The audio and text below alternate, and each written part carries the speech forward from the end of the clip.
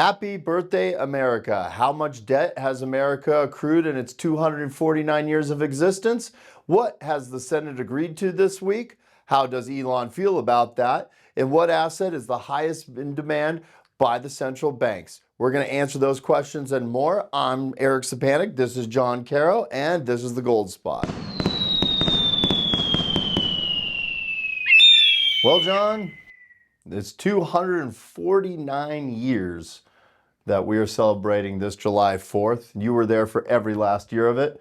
Tell us a little bit about what it's like being around America for as long as you have. Well, still the best place on earth to live, but you know, we're spending ourselves into a really deep hole. That's true. So right now, this week, actually it was last week, we marked the $37 trillion mark with our debt. We're rolling quickly towards the $40 trillion mark, especially because now in one fiscal year, we will spend over $1 trillion in debt in just interest payments alone. We have reached that point. It's a critical point in our debt history. So here comes the bigger, better, beautiful bill, and we're happy about tax cuts. But there's some things we're not too happy about. And maybe, John, you can tell us a little about what the Senate, their reconciliation, how that reconciliation reconciled. Go ahead. Well, you know, it's business as usual in Washington. They're talking about tax cuts. They're talking about cutting expenses. But the reality is they're spending more and more and more. The Senate's version of the bill has been calculated to add anywhere from $3.3 trillion to $4 trillion to the national debt. The House version, it depends on who you talk to and what accounting maneuver they're trying to use. They're using current statistics, but those are going to change over the next year. They're adding work requirements for Medicaid. They're adding work requirements for what we used to call food stamps and is now called SNAP. But the reality is both parts of Congress are spending and spending and spending, and it doesn't appear that there's ever going to be an end. And when they can't agree on the numbers, it's a little concerning because it just shows you that it's business as usual. The bargaining over votes is traditional, but it's really, you know, blackmail.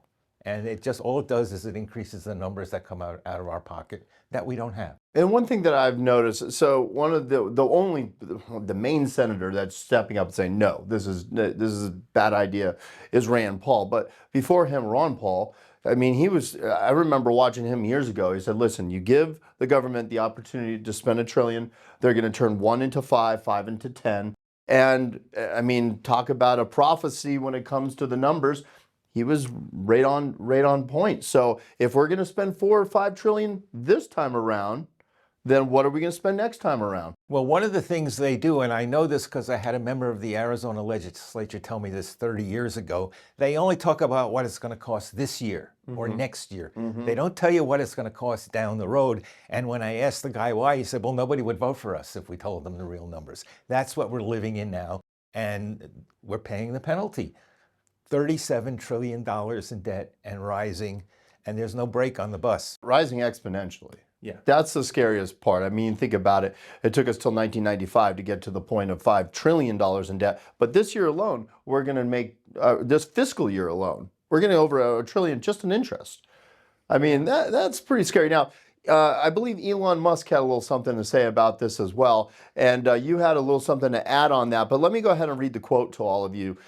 This was, I mean, he said a few different quotes recently that were let's just say, not supportive of this bill. But this one's pretty interesting. Quote, the latest Senate draft bill will destroy millions of jobs in America and cause immense strategic harm to our country. Utterly insane and destructive, it gives handouts to industries of the past while severely damaging industries of the future, end quote. Now, a lot of people that would say are the anti-Elon guys would be saying, hey, all he's concerned about right now is the fact that he's not getting the money for, say, his EV cars. But there's more to it than that. And maybe you can elaborate. If we did cut that or put that in, cut it out, what would the overall spending bill look like? The numbers are too small to move the needle. Elon is a businessman, And he's a good businessman and he's successful. He's looking at the numbers, and whatever it's going to cost him is minimal compared to what it's going to cost the country. And I think that's what's motivating his comments.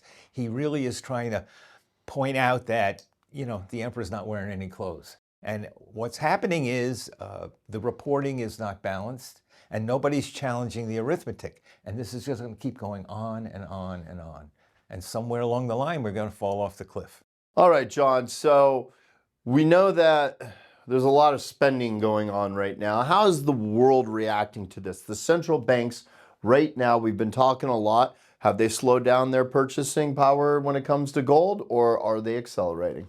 They continue to buy gold at a really dramatic pace. A few minutes ago, I saw a report that said last month the central banks bought 20 tons of gold worldwide. They bought more in the past, they bought less, but they continue to buy. And they're buying it because they want the security that having the gold in their vaults gives them. They're trying to protect themselves from the weaponization of the dollar, from inflation. They're just not comfortable in the world anymore. And all that's doing is generating more and more gold buying by the central banks. And I don't see that slowing down anytime in the future. And if you want to know more about what's going on with those types of things, we do have a real good report. It's the Gold 2.0 report, which we have been promoting for quite some time. We think you should take a look. Click below. You can actually see that at your leisure, and we highly suggest that you do so. With that being said, I want to end on a good note. So happy 4th of July. Happy 4th of July, America. Happy birthday, America. You all have a very safe and blessed weekend. Thanks for joining us right here on The Gold Spot. If you enjoyed today's Gold Spot, like or subscribe to both our YouTube and Rumble channels. Also, comment below if you have any questions or if you'd like to hear us talk about a specific topic in a future video.